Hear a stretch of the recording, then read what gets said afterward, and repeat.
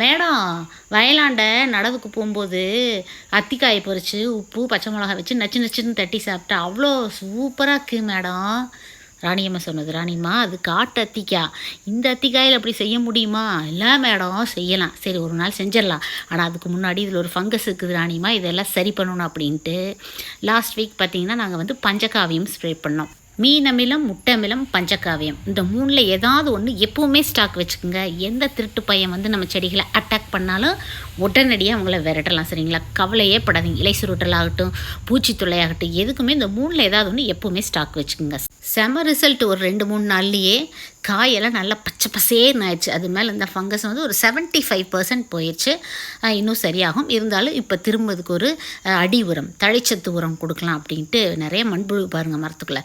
அப்புறம் இன்றைக்கி கொழிஞ்சி போட்டு விட்டேங்க. இதுதான் இன்றைக்கி எங்களோட கார்டன் ரொட்டீன்.